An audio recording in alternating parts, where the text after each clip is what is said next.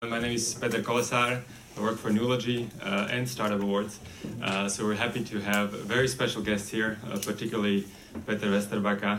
But before I give the floor to him, I would like to give the floor to the president of the Slovak Technical University of Technology, Mr. Redhaver.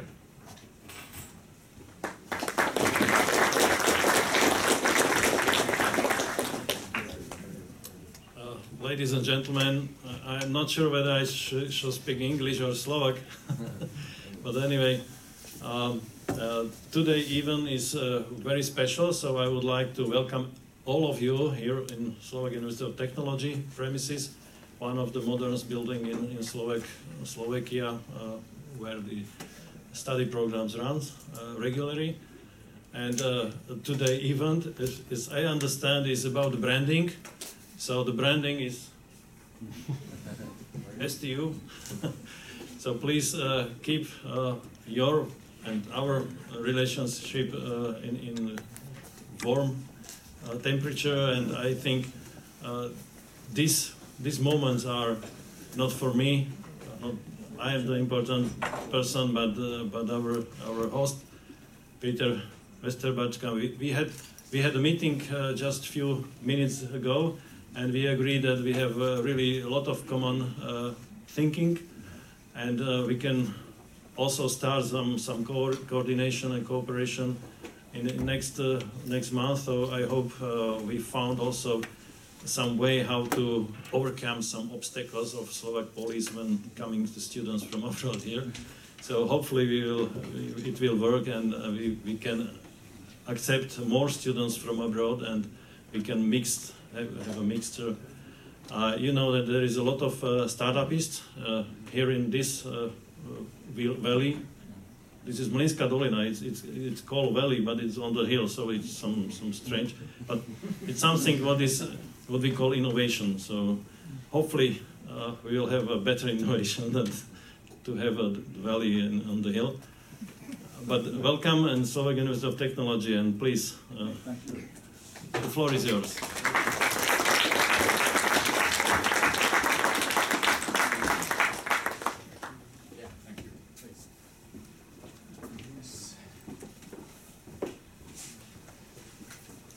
If you have like a mobile mic, but I typically move around, but I can stand here as well. So, but yeah, so great to be here, and yeah, if you have like, actually I could do that, because I mean I always say that like if we're like sitting down or standing still, you know, then we're not moving fast enough. So I need to.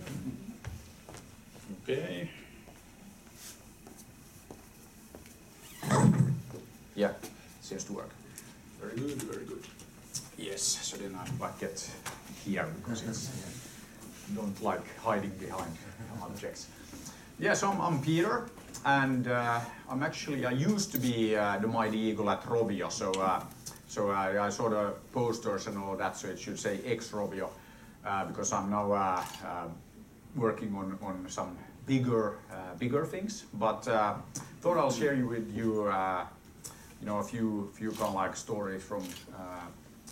Along the way, and kind of like what I've been up to.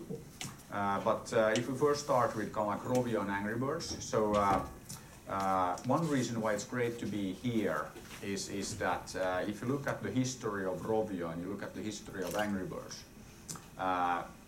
all started when I was actually working for HP, Hewlett-Packard, and HP, of course, is this company that Bill and Dave started in their garage in 1939, and then Silicon Valley happened. So HP was kind of like the original garage startup, and that's why we have all of these stories about Silicon Valley and garages and like all of that. So I was working there, and actually I met with Bill and Dave, okay, 1939, I'm not like that old, but I met with them like in the early 90s when they were still around. And I think it was kind of a fantastic experience, really fantastic entrepreneurs, and big inspiration for me, you know, and also kind of like led to me doing, you know, a few things. So anyway, then I ended up working at HP, and in 2003 I was working at HP in Finland, and I organized a competition to make the best possible mobile multiplayer game. And this was in 2003, so this was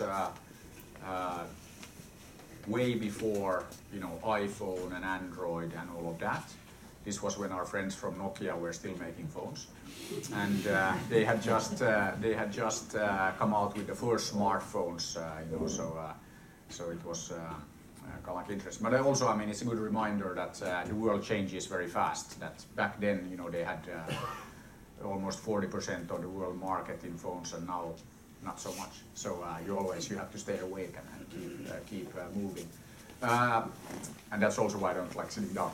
But yeah, so in 2003 I organized this competition, and then 3 young guys, Niklas and 2 of his friends, they were students at the Aalto University in Helsinki, you know, so kind of like you guys. They took part in this competition, and they created a game called King of the Cabbage World, and they won the competition with their game. And then after the competition, they came to me and said that, okay, you know, like, we won the competition, we created this game, what should we do now? And I told them that, you know, it's very clear that you love, you know, playing games, you love making games, so why don't you, you know, then start a company to make games? Because I always believe that you should do what you know, love to do. And it's not something that I made up, actually. I think Confucius, you know, this Chinese dude 2,000 years ago came up with that, I mean, if you love what you do, you don't need to work a single day of your life. And actually that's what I've been, you know, telling everybody, that I stopped working many years ago, because if it feels like work, I'm not doing the right thing. But yeah, anyway, so my advice to Niklas and the guys was that, okay, you know, why don't you start a company to make games? And they actually did. So in 2003 they started, actually it was first called Relude, then it changed names to ROVIO pretty quickly. And so they started a company to make games. Then it took a while, so actually 6 years, 51 games later, 52nd game, 11th of December 2009, Angry Birds. So not exactly like an overnight success story. It took, you know, a lot of games, a lot of work, a lot of time, but then eventually, you know, created this Angry Birds game, and of course the rest is history. So then now if you look at Angry Birds, it has over 3 billion downloads. The brand is known by 93% of the Chinese population. 91% of everybody in India knows the brand. 9 out of 10 people on the planet knows the brand. So you know, pretty good for, you know, company that was started by you know, 3 young guys in Helsinki, Finland. So it started as a student project. So again, no reason, you know, like why you guys couldn't do the same. So actually, question: who here will create the next Angry Birds? Anybody? Or like the next big thing? Excellent. Yeah, so always a few. But I think this is, you know, also one thing that is very important, because you have to believe that you can and that you will create the next big thing, the next Angry Birds. Because what happened in Finland then after, you know, we had the success with ROVIO and with Angry Birds, other people started looking at, you know, like what we're doing and say that, oh, if those guys can create Angry Birds, we'll create something even bigger. And then, you know, like Ilkka Paananen, a good friend of mine, he started a company called Sumea, it became Digital Chocolate. Then he left, he started a company called Supercell. Last year they sold it to China for 10 billion. First decacorn. So I mean, people talk about these unicorns, billion-dollar companies. Ilkka and the guys created a company in Helsinki again, that is the first decacorn in Europe, so they sold it for 10 billion. And if you ask Ilkka, I said that, oh yeah, they looked at the ROVIO guys, and then if they, you know, can make that kind of thing, we'll make something even bigger, and they did. So I think that, you know, it's very good to, you know, then, you know, if we can do it, you can do it. So I think that it's I mean, and I'm not saying that it's easy, but it's not impossible. So it's always good to look at these kind of like examples. But yeah, anyway, so that was kind of like part like the ROVIO story. Actually, maybe one more thing there, and kind of like when we talk about entrepreneurship, we talk about branding, things like that. Actually, I don't know what I was exactly supposed to talk about, but I was just like talk about random things. One thing, at ROVIO, very early, when we had maybe 2-3 million downloads, I told the guys, everybody in the team, I think we were maybe 20 people in the company at the time, that we're actually going to have 100 million downloads. And then everybody told me that, hey Peter, you're crazy, it's impossible. Nobody has had 100 million downloads like ever. Okay, maybe Tetris had 100 million copies, but it took them 20 years. So, you know, it's impossible, can't be done.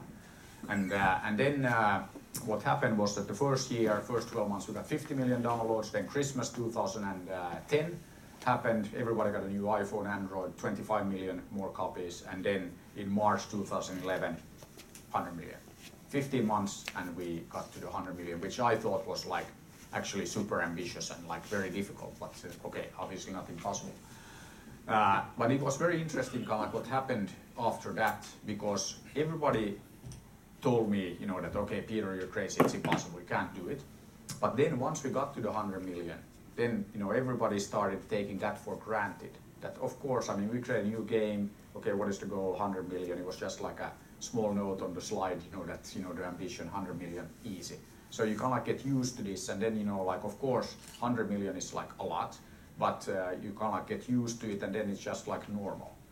And I think that this is something that is also kind of like a very important lesson there, that we shouldn't be afraid of setting, you know, these kind of like crazy goals, super ambitious goals. And that's actually, I think that, again, probably something that we, you know, Finnish people and Slovak people have in common, that we're very good at being, you know, like pretty modest and, you know, like, okay, that not being super ambitious in like setting the goals. And that's something that I always, you know, tell people that there's no reason. I mean, it's good to be modest, but I mean, you should be then modest for kind of like the right reasons, and you should not be afraid of setting like crazy goals and limit kind of like yourself. So you just like, don't be afraid of going for the 100 million or billion or whatever. And the worst thing that could happen, that you only end up with like 90 million. That's still like okay. But anyway, so that was kind of like a very, very important lesson also kind of like on the ROVIO journey. And then when I'm kind of like asked that, you know, what is the kind of the secret of success if you look at Angry Birds and ROVIO, then I always answer that actually it's very easy, because I mean, we're like from Finland, and as you probably all know, you know, people from Finland know how to walk on water. So then you might be looking like, well, what do you mean walking on water? That's like not like very easy, or maybe even impossible. So what I mean there, and what happened at ROVIO, that once we got to the 100 million, people started believing that you can do anything. That of course we can do the 100 million or, you know, beyond. So it's like, you know, walking on water, because nobody has proven that we can. And of course I then, you know, like always share this like little secret that, you know, if you come to Finland in the winter, the water is frozen. So, you know, super easy. But I think that this is, you know, a great example of many things in life. That first you think it's impossible, but then you actually figure out a way, and it turns out that it was actually pretty easy. Like, you know, the walking on water thing. So again, just shows that you can do pretty much anything, but the solution is not always obvious. But yeah, anyway, so on ROVIO side, so then last year in May we also got the first movie out. We got that to #1 in 52 countries, US, China, all over the place. I don't know if you got to #1 here in Slovakia, but I would guess that Slovakia was on the list of 52 countries there. But anyway, so then decided that it was good time to kind of like move on, and you know, the team at ROVIO, they know what they're doing, and I still like kept my small ownership in the company, but I decided it was a good time to start doing other things. So I left the kind of day-to-day operations at ROVIO, and now what I'm focused on is making learning fun. So I started several companies now to take this kind of like educational excellence that we have in like the Finnish educational system. So we have probably the best schools on the planet. So decided to take that to the world and take that through the world through entrepreneurship, through new startups. So one of the companies that we started actually already before I left ROVIO, we started that actually together with Niklas, who founded ROVIO, and then Lauri and Lauri. So Lauri is a guy who created this fun learning philosophy and method, wrote a book about it. And then Lauri, the other Lauri Konttori, he's the guy who kind of created the Angry universe, and he started the ROVIO animation studio. So we started this company called Lightyear, and the first thing that we're doing there is fantastic characters. So we actually took the periodic table and we are turning it into characters. So this is actually neon. Then we have you know, helium and oxygen and lithium and like all of these guys as playable characters in the game. So by playing this first game that we created called Big Bang Legend, you will actually learn particle physics. But you will learn particle physics by accident. You will play the game because it's a fantastic game, and then you know, end result, you'll know particle physics without knowing it. And the thing here is that again, Finnish example. Boys in Finland speak better English than girls. Anybody know why? Games? Yes, yeah, totally. So boys play more games. The games are in English. That's why the boys end up with bigger vocabulary, better English skills.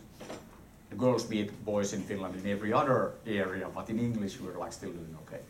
Actually, no, it's not the way it used to be anymore, because of course now everybody plays games, not just boys. So it's kind of like starting to change. But we are now doing the exact same thing. I mean, if you look at, you know, this English example, it's not like the boys decide one day that okay, let's speak better English than the girls, but they play more games and then kind of like by accident end up with better English skills. And I'm sure that many of you have learned English by playing, you know, games. I was actually talking to some of the guys at one of the schools yesterday, and they said that yeah, they know they play Counter-Strike all the time, and that's how they learn English. So it happens everywhere. But yeah, so now the same thing we're now applying to particle physics. So we took these best game designers that we know, and then we teamed up with CERN in Geneva. We teamed up with Harvard, Oxford, University of Helsinki. So we have the best game designers, the best science, the best pedagogues working together to create this Big Bang Legends. First thing we created is the game, but actually what we're doing is we're building a fantastic character brand. You know, like Pokemon, like Angry Birds, like many of these. So we are working on game, animated series, consumer products, all kinds of experiences around the Big Bang Legends brand.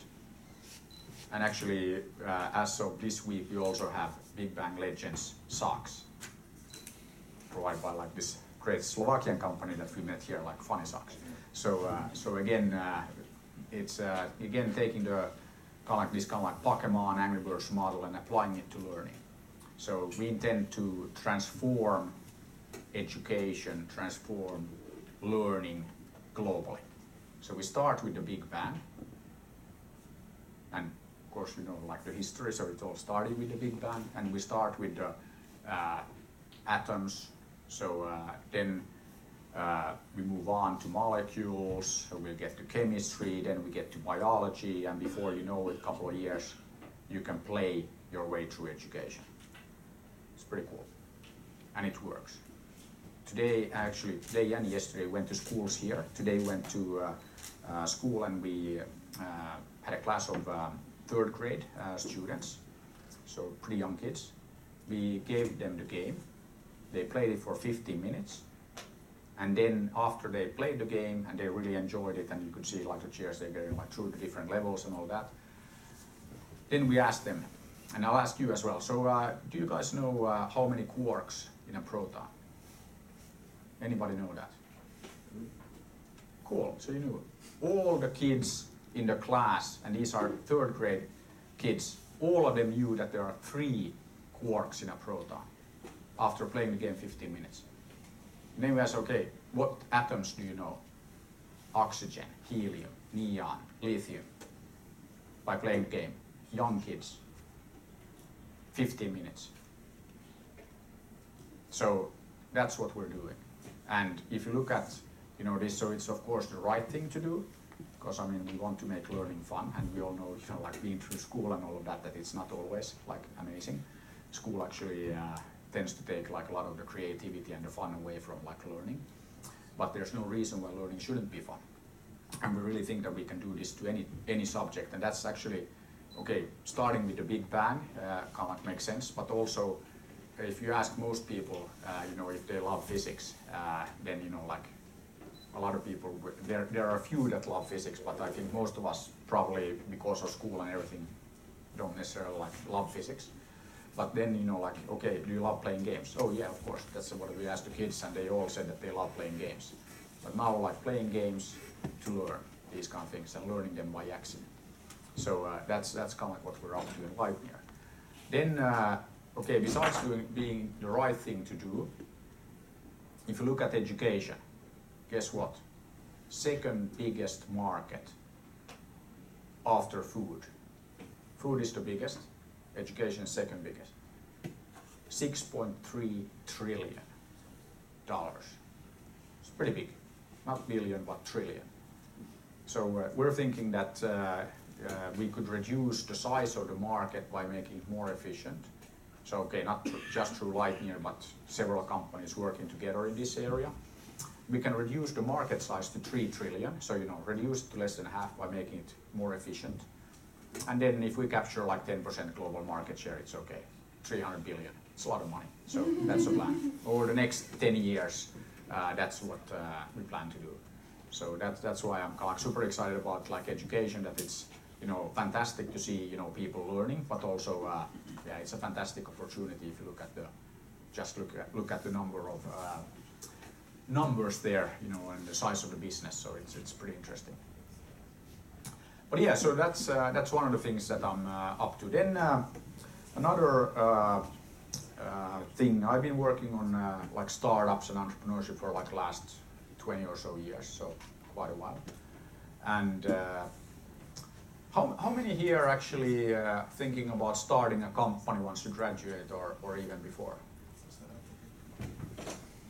Excellent. So it's maybe 20-30%, maybe even more. But I guess we have more like startup biased people here. So but it's I think that's like very good, because I was giving a talk in 2007 to auditorium like this at Aalto University, but I had maybe 600 people there, and I was talking about and actually my talk was labeled "It's okay to be an entrepreneur," because if you ask Finnish people about like for example like how was my visit to Slovakia, and say like it was okay, but that's like translated from Finnish, that means that it was fantastic, because Finnish people will always tell you that it was okay, no matter how fantastic, it's always like it was okay. I don't know if you follow Formula 1 and you ever seen like an interview with Kimi Räikkönen, even if he wins a race and you ask, so how do you feel now? Yeah, it's okay. So that's kind of like the Finnish way of, like, yeah, it's great. But anyway, so in 2007 I was giving this talk about it's okay to be an entrepreneur, and of course what I meant is that it's fantastic. And I wanted to convince the students that that's what they should do, and you should think about like startups and entrepreneurship, because that's like one of the best ways to actually not work but do what you love. And then in 2007 I asked the 600 students at Aalto this same question, and only 3 raised their hands. And it's like total disaster, so we had to do something about it. So in 2008 we started Slush.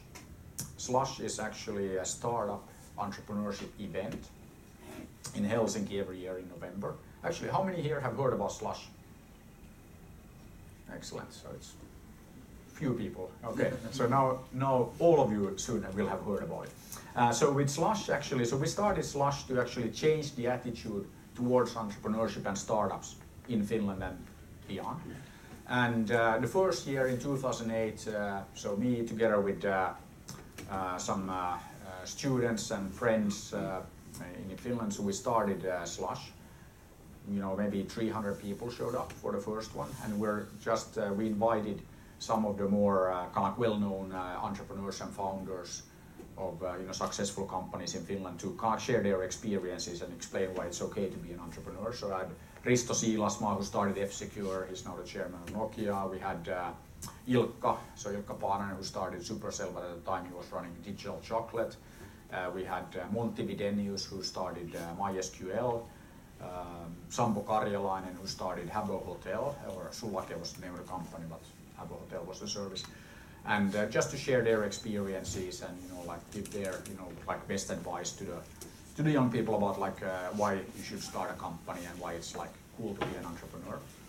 And yeah, very successful event. Everybody's super excited. And then over the years, Slush grew, and last year we had over 20,000 people. And the event is all organized by young people like you, student volunteers. So what we built is the biggest and best startup event on the planet. And 5 years after starting Slush, I went back to Aalto University, gave the same talk about the fact that it's okay to be an entrepreneur. And I asked the same question, and more than half the hands went up. So we can totally change the attitude. So we did this cultural revolution in just 5 years. And I think that it's a great example again that it is possible to do pretty much anything. And also at Slush, the first year, 2008, I told everybody, we're going to make this the biggest and best startup event on the planet. And you can probably guess the reaction that, Peter, it's impossible. It's in Helsinki. It's cold, it's dark, there's slush on the ground. And actually, this is where the Slush brand comes from. That in Helsinki in November, it is cold, it is dark, there is slush on the ground. It's not the Silicon Valley, it's better. And it's better because it's different. So I don't know about you, but I've been to many events where I call them these wannabe Silicon Valley events that you fly in a few people from America and then they tell you that you should fail fast and then they fly out and nothing happens. So I personally hate all of these wannabe Silicon Valley events. So we wanted to be very clear that we are doing our own thing. That if you come to Helsinki in November, there is no way you can believe or make the mistake of thinking that you're in Silicon Valley. It's very different. But because it's different, it's better. And I think that you should always try to do things differently. And that was what we actually set out to do with Slush. And that's why Slush is called Slush. So it's about branding. And I guess I was supposed to talk about branding a little bit. So again, doing branding differently is very important because you want to stand out from all of those other events and other things. And I mean, in Europe we have the web summits and all of these boring brands. So we wanted to make very clear that Slush is Slush. It's very different, hence better. But anyway, so that's what we did there. And I mean, if you have ever have a chance to come to Helsinki in November, you should come to Slush. I mean, it's really a totally different event, and everybody's there, so it's pretty cool. And it's all run by students, which makes it super cool. And we have taken the same model now to Japan. So end of March, we're running the third Slush Tokyo event, and it's run by volunteers. So it's run by about 300-400 Japanese students. We'll have 5,000 people show up. It's the biggest English-speaking startup event in Tokyo, and it's changing the attitude towards entrepreneurship in Japan. So we're making Japan a better place. And actually last year, the Prime Minister couldn't make it to Slush. So Prime Minister Abe, because I guess he was busy elsewhere, but he sent his wife. So First Lady Abe came there to Slush in Tokyo, and she opened the event and thanked all of us, the Japanese students, and saying that thank you, for making Japan a better place for entrepreneurs, for startups, young people, all people working together. And again, great example of this kind of thing that of course we can make Japan better. Why not? But again, we're doing that by working together, and it's not about one or two people, but we got all the Japanese young people together and started this movement there as well. And now, I mean, if you're in Tokyo end of March, then you can also see an amazing event there because we have Slush Tokyo. And we're doing the same in China, in Singapore, and probably some other places going forward as well. And it's again an example of powerful branding, powerful community, people working together, achieving amazing things. And I think that that's one thing that all the projects that I've been involved with during my kind of like career so far has all involved building these branded communities and then just taking them to the world. So I've been working on this. When I did the competition that I mentioned in the beginning, I was actually running a program called the HP Bazaar that I started in Finland when I was at HP, and then I took it to Cupertino, to Tokyo, to Singapore, Beijing, Shanghai, Bangalore, Toronto, London, Amsterdam, Milan, and probably a few other places I don't remember. But again, building a global program out of Finland. And also in 2000 started something called Mobile Monday. Started in Helsinki, then I took it to Tokyo, then it went to Silicon Valley, and then boom, 100 cities around the world. Again, branded community and a powerful kind of like open story, open kind of like an open source approach to building community. And then of course Angry Birds been involved with Slush, also Startup Sauna, so that's another brand that I created, and that's it's actually recognized as the best new accelerator program on the planet, like I think it was 2 years ago or something like that. And it's actually an accelerator program, but it's run by students. And then the students run it themselves, just like Slush, and then they invite both people like me and like to coach the startups in that program. And yeah, again, branded community, going places. So that's kind of like maybe common denominator in many of the projects that I've been involved with. And now I've been here in Bratislava for 2 days, and it's not my first time here, but I don't even remember when I was here last. It's many years ago.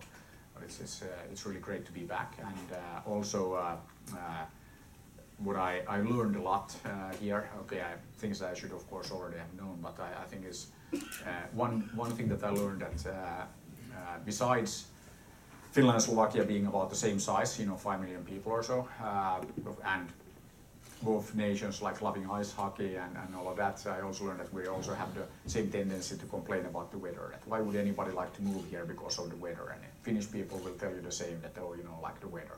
But I mean, hey, who cares about the weather as long as it's warm inside? So it doesn't really matter.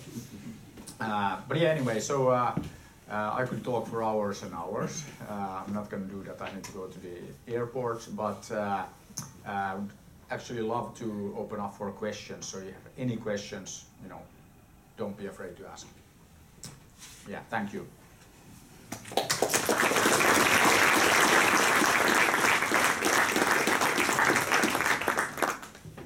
Anything? Yeah. Can we get access to the beta? Or? Yeah, actually, yeah. On the Big Bang Legends, we're gonna bring it here. So we have it in soft launch now, only in Finland and then the Philippines, like for technical, like testing. You can sign up for the beta on if you go to lightyear.com and just like put your name and email there. But put something like hi from Slovakia or something, and then I make sure that we put you top of the list, and you'll get access to the beta like right away. So that's how you can get access to the game, and I think that we're probably gonna bring it here May timeframe, if not earlier. And one cool thing that we're doing with the game, that we're localizing it into all languages. So we will have it in Slovak language, but not only like the text, but we're actually audio localizing it. And we already started doing actually Slovak language because of the collaboration here. So all the audio in the game will actually be localized, and that's something that I don't think anybody else has done before in games. That it's like audio localized into local languages like everywhere, and it's pretty cool because it also allows us to open up for working with voice talent, various celebrities. So just like what you would do with a movie, that you then look for local voice talent. So we're probably gonna do some competitions and things to find like the best voice talent. And those of you who know the periodic table, 118 opportunities for voicing characters. So it's pretty big. So it's gonna be like fun. But yeah, so you can get access to the beta. Yeah. Yeah. Thank you very much for your presentation. I'm always amazed by games, even though I'm not playing games, but I have a lot of men around who play. And we do research in educational technologies, and have some, it is not games but gamification at this moment, but I would like to ask you, you mentioned several times that learning by accident. To what extent do you think this sentence? So do you think that the kids will everything learn by accident one day, or it's just a kind of motivating for hard problems or for some problems, or what is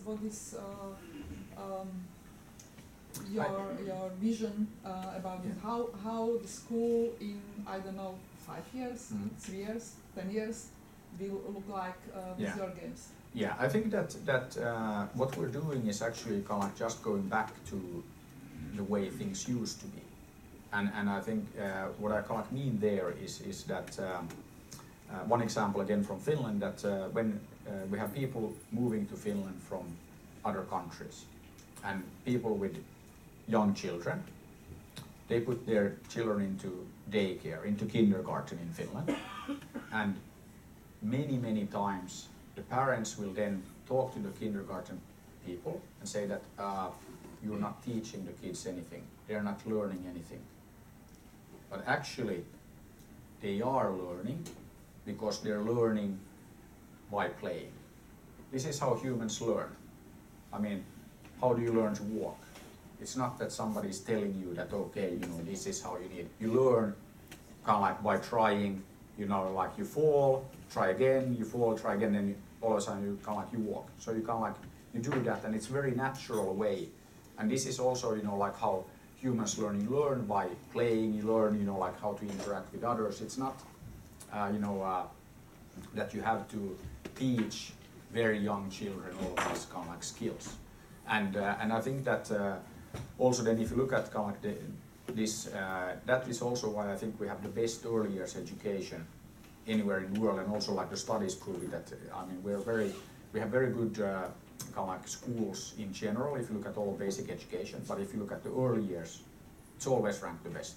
And I think that it's because the kids learn by playing, and it's not that the teachers don't teach them anything, but they teach them again like differently, so it's not visible.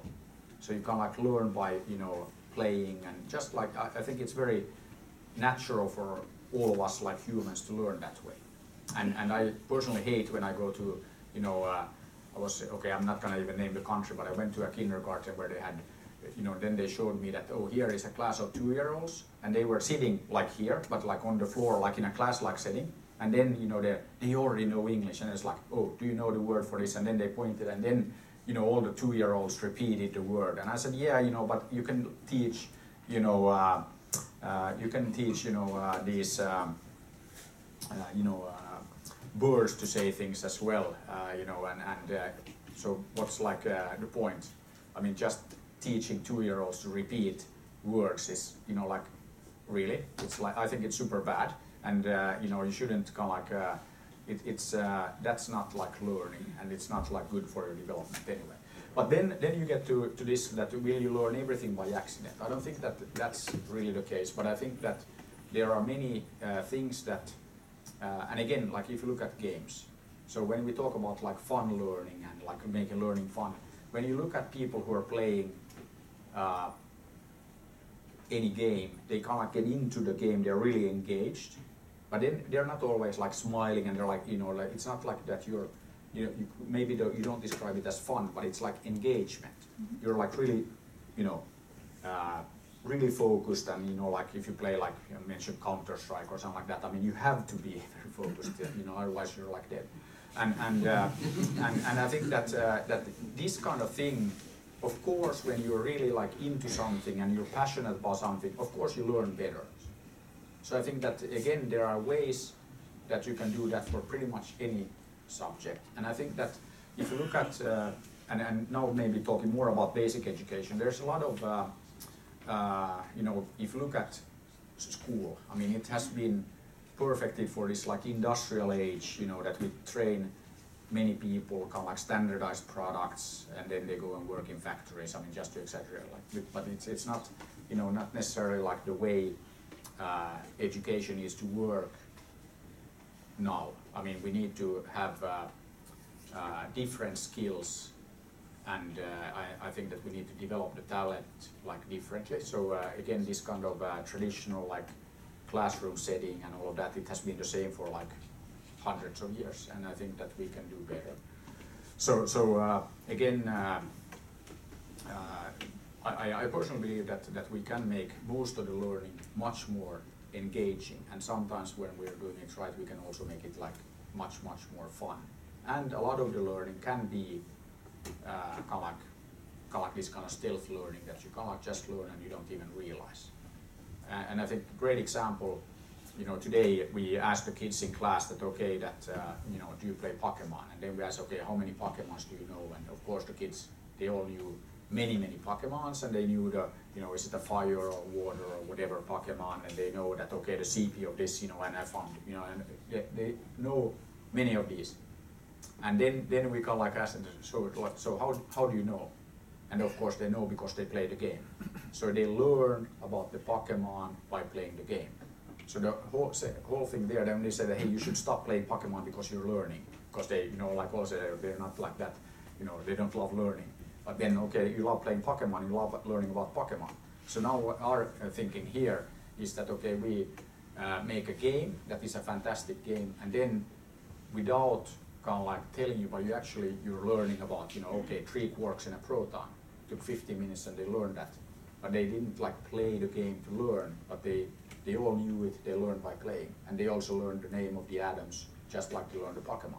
So I think that it doesn't apply to everything, but many things you can learn by doing these kind of things. And actually, what we're doing in the game, it's like repetition. And that's also like in learning that you repeat. But now we make, you know, like playing many of these games, it's very, you know, you go through these core loops in the game and you repeat. So actually, kind of like education and learning design is same as game design. So how we design the games, you know, how do we design it so that you become addictive, how you know, coming back, all of that. So we want to make people addicted to learning. That's kind of like the trick here, that there's many kind of like similarities, you know, how the psychology works and all that in games and in education. So you could almost say that we're tricking you to, you know, into learning particle physics. So it's again, I think it's we'll see how it works, but it's not easy to do, and again, making a great game is not easy, and then adding the learning component makes it even more difficult. So we're trying to do something that is very difficult, and that's why we had to get like a great team together. And we'll see. You know, it's still very early to tell, but we think that we might be on something. So we'll see. What role of teacher do you see? I think teachers are super important, and I think also, like if I look at the educational system in Finland and elsewhere, I think that teachers are very common central. And one big difference between Finland and most other places is that in Finland, every year, tens of thousands of kids want to become a teacher, but they can't because it's a very popular and appreciated job. So they can't get into the university to become a teacher. So it's again like very different from most places where, okay, if you don't know how to do anything else, okay, why don't you become a teacher? But I mean, you know what I'm talking about. And this is something that I think is very important, that you shouldn't kind of underestimate the role of the teacher. And we all know that we've had, you know, like during our school years, great teachers and not so great teachers, and it's like a huge difference. So the teachers are super important, but I think that also you need to, and then if you look at like the effect of like education systems, I think that it's also then like a cultural and something that you have to deal with in society, that you actually then need to make sure that you let the teachers teach, let them do their job, and you need to make the teacher job popular, make the teacher job appreciated. So I think there's like, it's kind of like a bigger question there, but I think, yeah, short answer is that teachers are super important.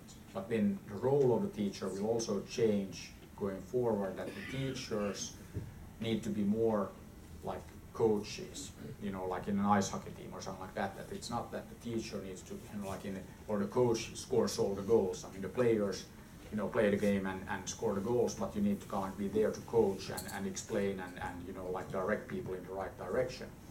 But so it's not that like the teacher needs to be the best expert on everything, but you need to be kind of like an expert on teaching and pedagogy and all of that. So I think that the role of the teacher will change. And again, you know, of course, there's a big difference between, you know, great teachers and not so great teachers. But yeah, that's how I see it anyway.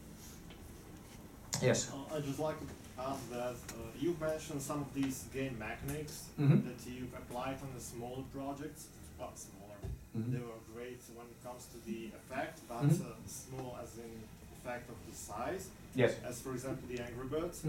I'd just like to ask that, what would you recommend for a person that is interested and works in terms of greater games, or like to be engineer or someone who works in the game industry?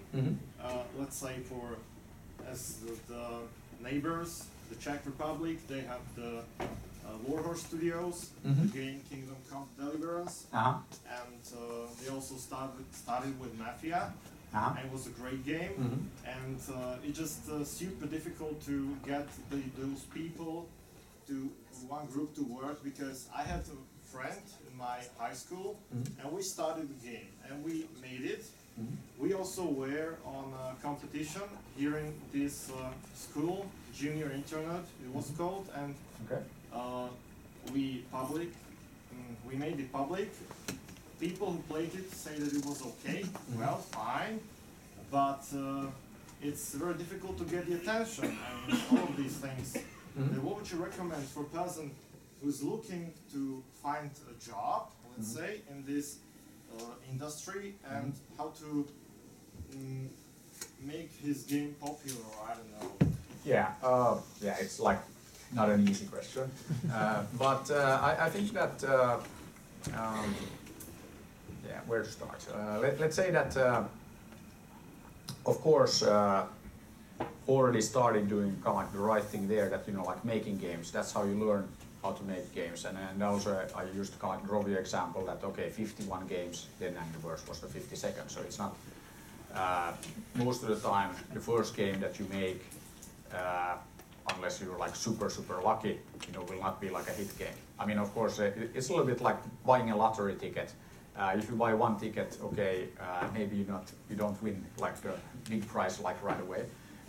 So I think that you kind of like need to keep at it, and then you will get better at, you know, making games and making better games and all of that. So that's a good start.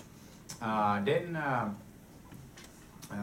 of course you can learn from others. I mean, you already mentioned like many of the games, you know, made in Czech Republic, and then I mean here you have you know, the Pixel Federation guys, so they make games obviously, and there are some smaller studios. So I think that you can also I think again, my experience in the games industry is that people are more than happy to kind of like share their experiences and kind of like guide you in the right direction, or maybe, you know, hire you for their company. So I think that that's also a very good way to learn how to make games is to kind of like, go there and like work in a studio.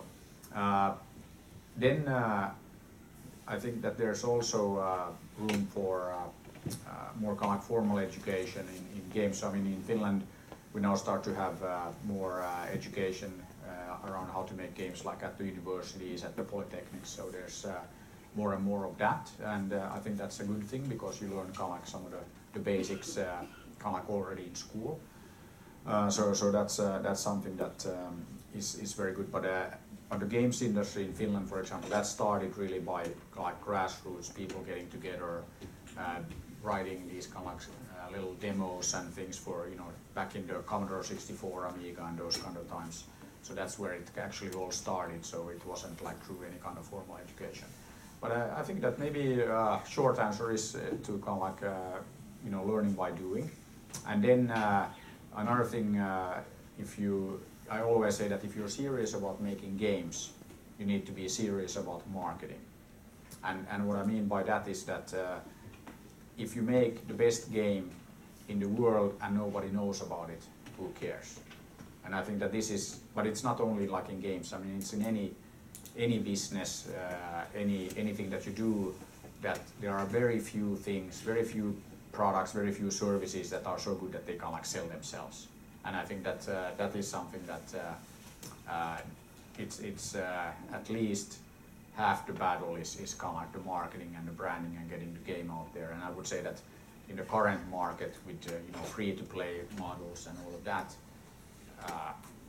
you spend even more effort on kind of like the marketing and like the user acquisition and all of that. So you really need to be very good at not only making games but also like making your games out there. Or getting your own games out there. So I think that yeah, I don't have like an easy answer. You just have to learn by doing, and then you can, you know, learn from others by just going to talk to, you know, kind of like local games companies. But then local here is also like Europe, so it's very easy to go like anywhere in Europe and talk to these studios. And you know, of course, if you have a great demo or something that you made, it helps.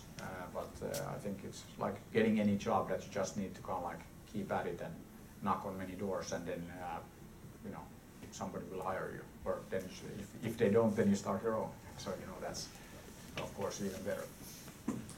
Yeah, and I think that we need to. Do we have like one more question or? Yeah, one more question. Yeah. Okay. So final. Yes, there. So you said that you started the Slush conference Uh-huh. One of challenges, you know, like the hardest challenges in Helsinki at the time. Mm-hmm. What was the toughest challenge in the first year you started this event? I don't know what was the toughest challenge.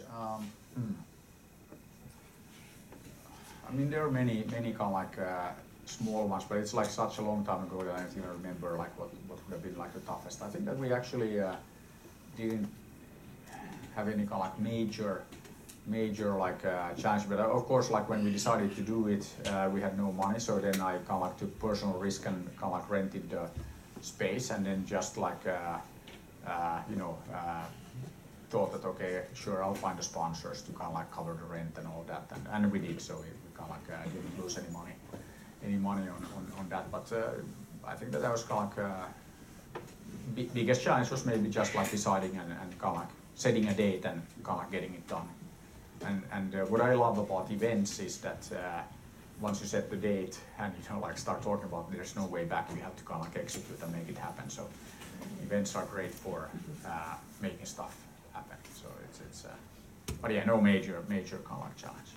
But anyway, I have to go to the airport, but I'll be back. And yeah, I mean, if you you can follow me on Twitter, so that's like also probably the easiest way to contact me if you know want to talk about like where to work and things like that. You know, feel free to drop me a message. That's fine. So I'm P Vesterbacka on Twitter, so feel free to follow me there.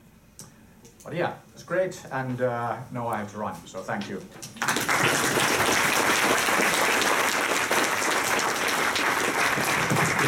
Thank you so much for the inspiring talk. I understand this is your last point on the agenda. You're heading off to the airport.